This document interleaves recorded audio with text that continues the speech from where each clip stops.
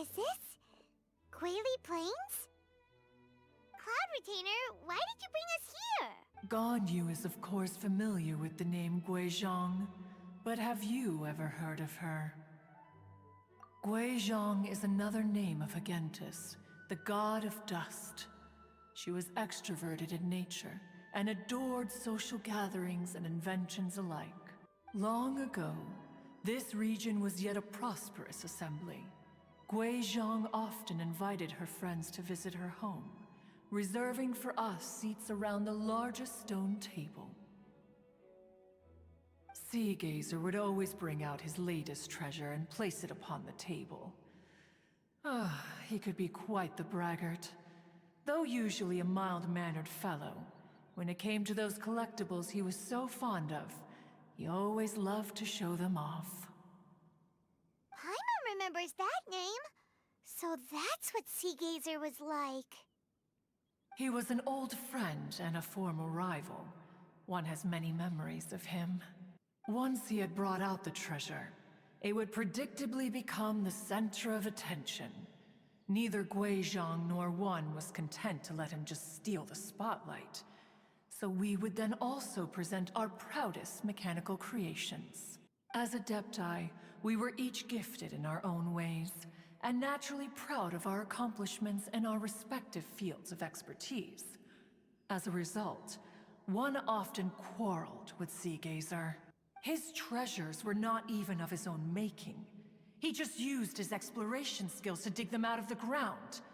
How, pray tell, could he compare to me, when every single one of One's accomplishments were crafted by one's own hand? Cloud Retainer, you are getting competitive again. One digresses. Regardless, every time an argument occurred, Guizhong would come over to watch us during our mutual lambastics. On some occasions, she would join in, and on others, she'd take one of us by the limb and start uttering the most ridiculous nonsense. What kind of nonsense? No kind of nonsense were we spared. Sometimes she would brazenly opine, why argue between yourselves when neither of you could ever hope to beat me?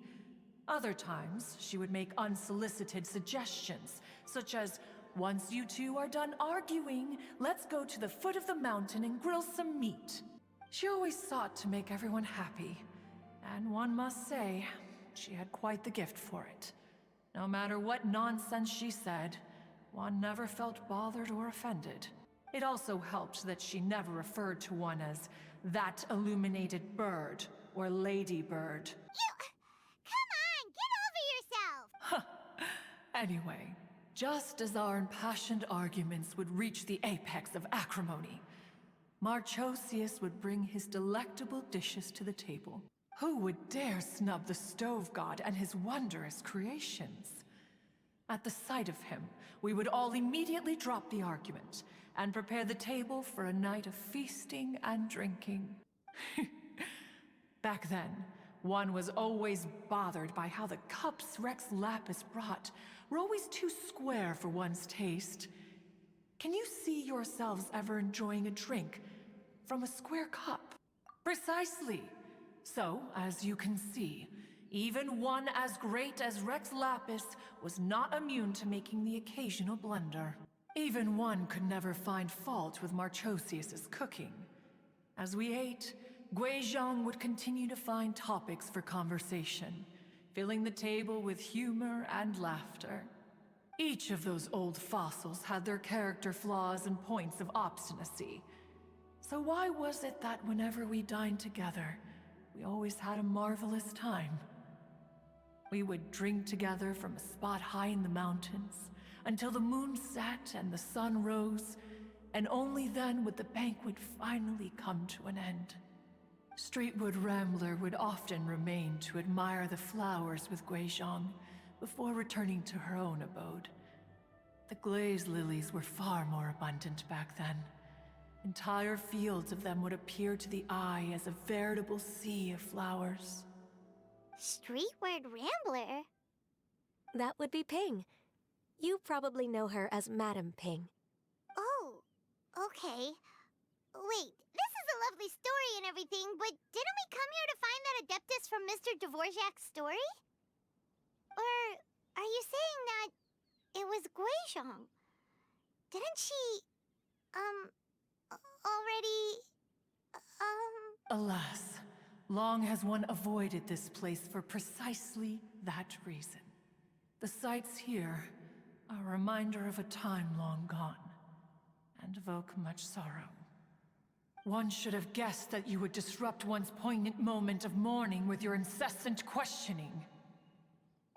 No matter, one will share the whole story with you now. In times gone by, one quarreled oft with Guizhong concerning mechanical principles. We each had our ideals, and neither would yield. Under the pretext of a social gathering, one invited the impartial Rex Lapis to judge the quality of our creations.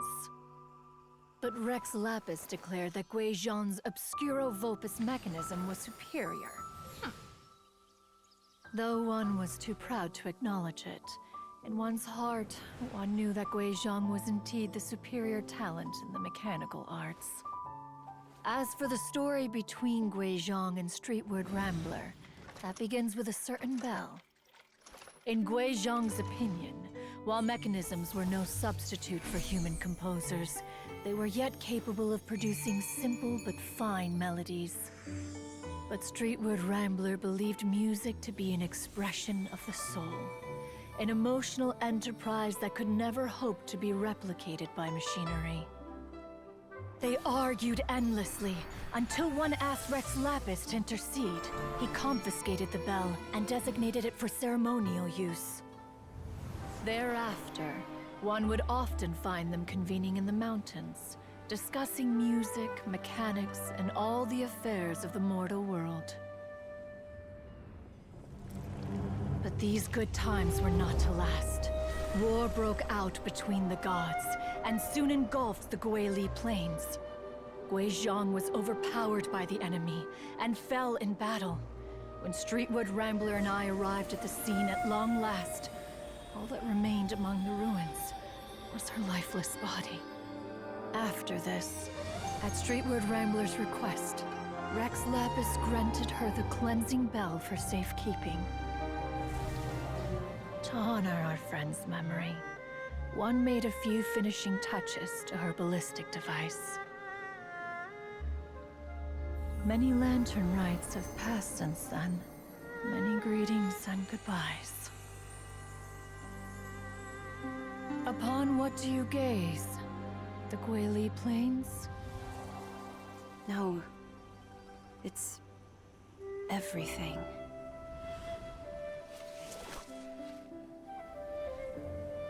We think of human life as like a lantern that's lit one minute and extinguished the next. But are we Adepti so different?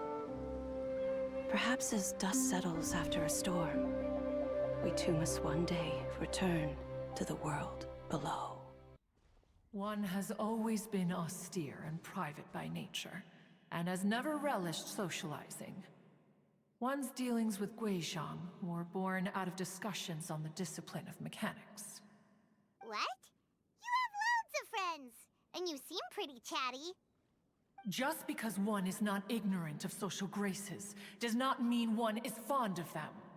One is perfectly capable of partaking in conversation despite being introverted. But in the end, one is nothing like Streetward Rambler.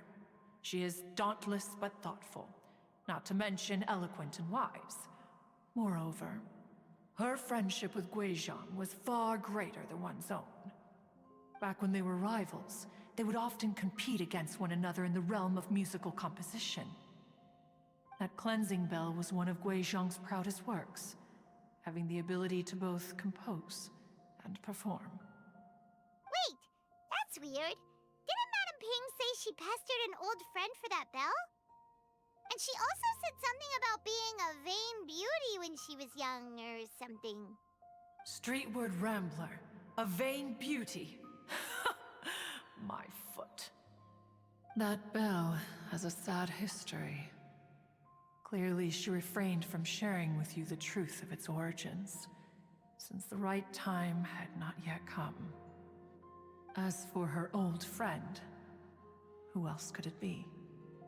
As soon as Streetward Rambler heard that a certain Zhang Li wished to borrow the bell, she realized that the man was none other than Rex Lapis, and that he had made an enormous decision. After all, we all have known each other for several millennia. Some things between us are implicitly understood. Whoa! So they were talking in secret code? Oh, Paimon did not see that one coming. Enough of your intrusions. Where was one up to? Ah, yes. One remembers now. The cleansing bell is powered by a mechanical art, and can be used to great effect as an accompanying instrument. After the passing of its creator, it was used on numerous occasions during rites of parting. But Streetward Rambler did not acquire it from Rex Lapis for the purpose of producing further funerary tunes. No. Each time she rang it, it was to play the tune that Gui Zhang composed on it. The two once clashed over their beliefs about the meaning of music. Who would have thought that with Gui Zhang's passing and Streetward Rambler's mourning, two tunes composed in discord would eventually become one harmonious composition? Once upon a time, Streetward Rambler also loved gatherings, liquor, and music. But after Gui Zhang passed, she preferred her own company.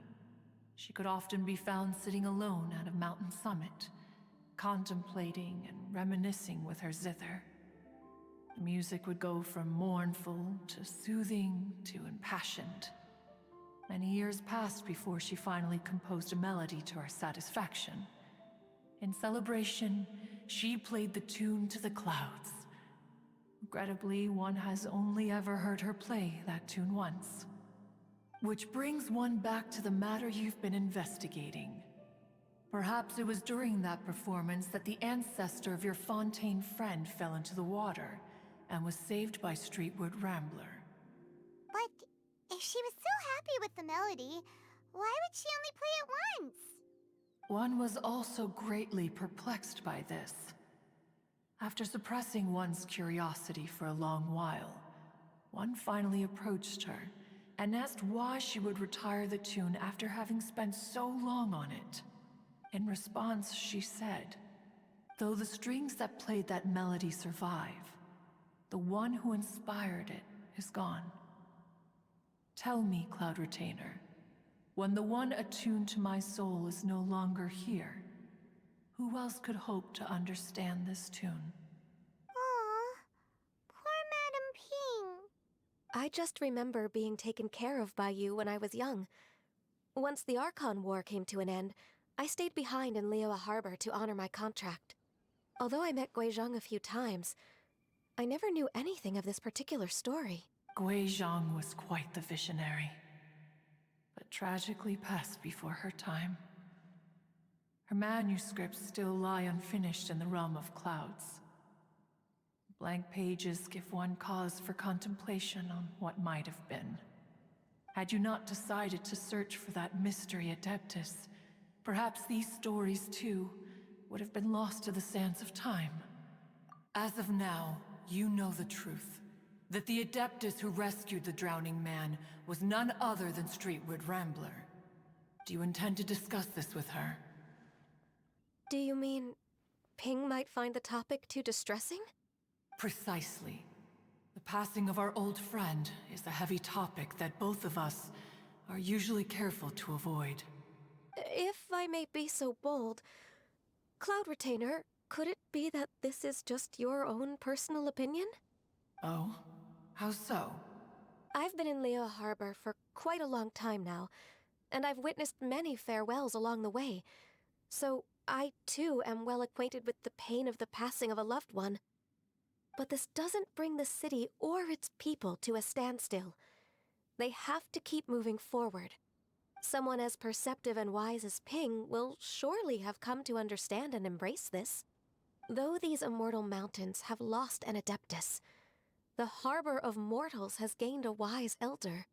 No loss can ever be undone. but there is always much that can still be gained. Ping has helped countless people, and will guide many others in the years to come. And all to whom she extends a helping hand become her friends. People she can admire flowers and discuss music with. Though it is heartbreaking to lose a kindred spirit, life goes on, because there are new friends waiting for you further down the road.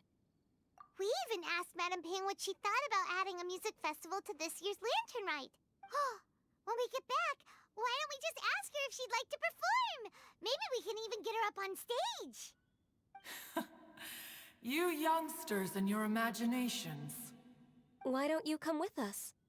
It's been a long time since you last spoke with Ping, and Liyue Harbor is always decorated so beautifully during the festival period. Is not every Lantern Rite the same in this regard? Were there ever anything new to discuss? One in Ping could meet any day of the year. I disagree. Each new day and each new year is different from those that have come before. How long will you simply let them pass you by? The edibles she brought this time were indeed quite delectable. Very well. Then one will be off. If the other old fossils have sneaked away into the city to amuse themselves, one shall soon find out. All right. We should be getting back to the harbor as well. We don't want to keep her waiting. Once the Guili Assembly, now the Guili Plains. Say, if we planted flowers there and cared for them carefully enough, do you think that one day we'd be able to recreate the sea of glaze lilies? Allow one to take back one's praise from a moment prior. You are still far too given to flights of fancy, child. What? Cloud Retainer? You were still listening? One observed that you were making no effort to leave, and returned to chasten and hasten you. This time, one is departing in earnest.